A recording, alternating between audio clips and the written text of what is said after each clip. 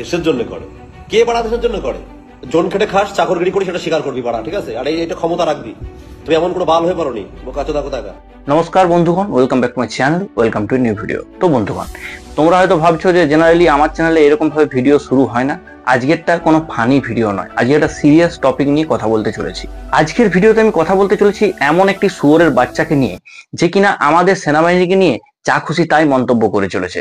কাল রাতের থেকে এর ভিডিওর প্রচুর লিঙ্ক আমার কাছে এসেছে এবং অনেকেই আমাকে বলছো একে নিয়ে রোস্ট করতে। এর আগে আমি জানতামও না যে একে, তারপর তোমাদেরই পাঠানো কিছু ভিডিও দেখে বুঝতে পারলাম যে এ স্টেরয়েডের পেছনে না গুঁজে মাথায় গুঁজে নিয়েছে, তাই এরকম উল্টোপাল্টা বকছে। প্রথমে বলি, হাফ প্যান্ট পরতে গেলে সুন্দর একটা ফিজিক লাগে, যেটা আমার কাছে আছে। আর তোমরা যে ফুল প্যান্ট পরো, আমার এই হাফ প্যান্টের টাকায় তোমাদের দুটো ফুল প্যান্ট হয়ে যাবে। তো যে যেরকম তাকে সেরকম ভাষাতেই উত্তর দেওয়ার উচিত বলে আমি মনে করি, তাই একে এর ভাষাতেই উত্তর দেওয়ার চেষ্টা করব।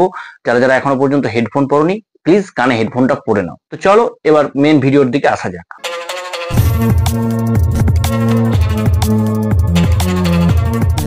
দেশের জন্য করে।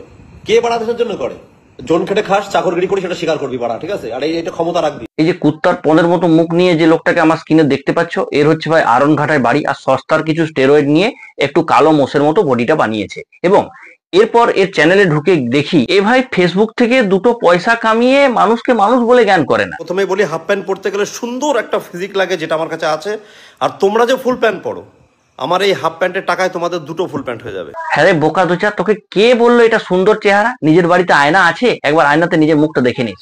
তা কিছু কুত্তার বাচ্চা কমেন্ট করে যে ফেসবুকে দৌলাতে মাছ খাচ্ছিস। আমার তো মনে হচ্ছে তুই ফেসবুকের দৌলতেই খেতে পাচ্ছিস, নইলে তো তোর গায়ে লাগতো না কথাটা। কিছু পোদ বেঁকা মাল আছে, দেখবে ছেলে হোক মেয়ে হোক, হ্যাঁ, হাঁটতে গেলে তাদের পোদ বেঁকে যায়, কারো তো হোঁচট খেয়ে পড়ে যায়। সেসব চুদির ভাইগুলো আমাদের ভিডিওতে কমেন্ট করে। মানে বলছি, হ্যাঁ রে সুধীর ভাই, তোর এত মানুষের পোঁদের দিকে নজর কেন?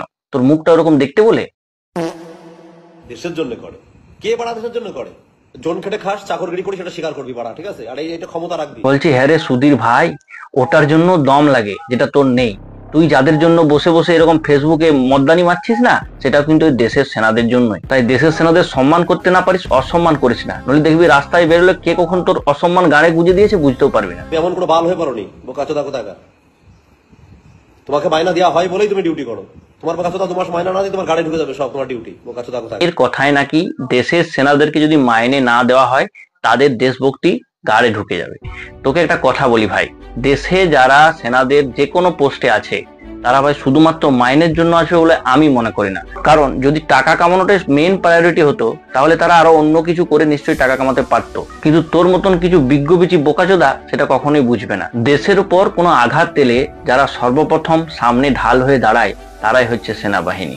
তুই এই যে গাড় পাকা মোটা মারছিস ঘরে বসে ফেসবুকে লাইভ করে, সেটার জন্য আছে কিন্তু সেনাবাহিনী। তোর মা বাবার ঘটানো দুর্ঘটনাটা, যেটার ফলে তোর জন্ম হয়েছিল, সেটার পেছনেও আছে কিন্তু সেনাবাহিনী। যে মানুষগুলো তুষারপাত, বৃষ্টিপাত, গরম, ঠান্ডা সহ্য করে আমাদের দেশকে রক্ষা করছে, নিজেদের ফ্যামিলিকে ছেড়ে, নিজেদের সমস্ত গুরুত্বকে বিসর্জন দিয়ে শুধুমাত্র টাকার জন্য, এটা বললি কি করে তুই শুয়োরের বাচ্চা?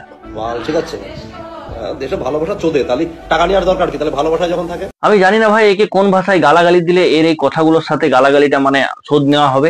একে যদি বিশ্বাস করে সামনে পেতাম না, আমি ভাই 2 জুতো মারতাম, তাতে আমার যা হতো হতো। যে দেশে নিরাপদ ভাবে থাকিস, খাস, সেই দেশের সেনাবাহিনীদের প্রতি এরকম অপমান। কত টাকা কামিয়েছিস বাড়া তুই জীবনে? হ্যাঁ, টাকা করছিস যে, হ্যাঁ, টাকা দিয়ে সবকিছু কেনা যায়? আমার তো ভাবতে অবাক লাগে যে একটা মানুষের এত সাহস হয় কি করে ভাই। পেছনে যে আছে সেও ভাই সাই দিচ্ছে, জানি না এর স্ত্রী নাকি কে হতে পারে, জানি না, হয়তো স্ত্রী হবে। পেছনে এও ভাই সাই দিচ্ছে, মানে এর কি পুরো ফ্যামিলিটাই এরকম? ঠিক আছে, দেশে ভালোবাসা চোদে, তাহলে টাকা নেওয়ার দরকার কি? তাহলে ভালোবাসা যখন থাকে। এই আপনি ওই ফেসবুকে ওরকম করেছিলেন কেন? ওগুলো অ্যাকচুয়ালি একটা লাইভ ভিডিও ছিল, একজনের সাথে গন্ডগোল চলছিল পার্সোনাল, এবং সে ভীষণভাবে আমাকে মানে ভীষণভাবে গালিগালাজ করছিল। তার পার্টিকুলার একজনকে অ্যান্সার দিতে গিয়ে মানে মুখ ফসকে আমার বেরিয়ে যায়। তোমার সেনাবাহিনীর কোনো একজন পার্টিকুলার লোককে খারাপ লাগতে পারে, সে হয়তো তোমার সাথে কোনো খারাপ ব্যবহার করেছে বা কোনো খারাপ হয়তো আচরণ করেছে, তাই বলে সোশ্যাল মিডিয়াতে এসে পুরো সেনাবাহিনীটাকে তোকে গালাগালি করতে হবে? কে তোকে দিয়েছে ভাই এত বড় অধিকার? এত সাহস হয় কি করে ভাই তোর? একবার চিন্তা করো তোমরা, দেশের মধ্যে বসে যদি এরকম মানসিকতার মানুষ থাকে, তাহলে যারা সেনাবাহিনীতে আছে, যারা নিজেদের জীবনকে বাজি রেখে আমাদের দেশকে রক্ষা করছে, তাদের মানসিকতা কি হবে। তো যাই হোক, এই ভিডিওটা অনেক দিনের পুরনো ভিডিও বলে আমার মনে হয়। তারপর এই ভিডিওর রিয়াকশন প্রচুর পরিমাণে হয়েছে, সোশ্যাল মিডিয়াতে প্রচুর পরিমাণে এই ভিডিও শেয়ার হয়েছে এবং প্রশাসনের কাছে গিয়ে অবশ্যই ভিডিওটা পৌঁছেছে। তারপর একে গ্রেপ্তার করা হয়েছে বলেও খবর পাওয়া যাচ্ছে। পার্টিকুলার একজনকে অ্যান্সার দিতে গিয়ে মানে মুখ ফসকে আমার বেরিয়ে যায়, তার জন্য আমি ক্ষমা চেয়ে ভিডিও করছি সোশ্যাল প্ল্যাটফর্মে। না, তার মাঝখানেও এর একটা ভিডিও এসেছিল, সেখানে কি বলেছিল একবার শোনো। একে নিয়ে যেটা বলেছিস সেটা কিন্তু ঠিক করিসনি, কারণ তোর মাকে তো লাগাই। আমার মনে হয় দেশের মধ্যে এই জঞ্জালগুলোকে আগে পরিষ্কার করা উচিত, তারপর বাইরের সম্বন্ধে ভাবা উচিত। যেহেতু ওটা আমি অন্যায় করেছি এবং আমি মন থেকে সেটা ক্ষমা প্রার্থী। তারপর আমি দুটো ভিডিও করেছি, যেহেতু আমি সোশ্যাল মিডিয়াতে অন্যায় করেছি সেখানে ক্ষমা প্রার্থী ক্ষমা ভিডিও করেছি। তো তারপরে মানুষ সেটা গ্রহণ করেনি, বা যারা আছে ইন্ডিয়ান সৈনিক তারাও গ্রহণ করেনি। তো তারপর আমি ভেবেছি না, আমার আইনে যেটা আছে, আইন যেটা সাজা আমাকে দেবে আমি মাথা দেবে না। ব্যবস্থা মানে তোর এগেনস্টে এমন ব্যবস্থা নেওয়া উচিত যে ভবিষ্যতে যাতে এরকম ভাবে আঙুল তুলতে কেউ না পারে, এরকম ভাবে অসম্মান করতে না পারে কেউ ভারতীয় সেনাবাহিনীকে। যাই হোক, ভিডিওটা দেখে আপনাদের বা তোমাদের কি বক্তব্য অবশ্যই কমেন্ট বক্সে জানাবে বা জানাবেন, এবং পরবর্তীকালে যাতে এরকম করার কেউ সাহস না পায় তাই আমি ভিডিওটাতে লাইক সাবস্ক্রাইব কিচ্ছু করতে বলবো না, কিন্তু ভিডিওটা অবশ্যই শেয়ার করবেন। ধন্যবাদ।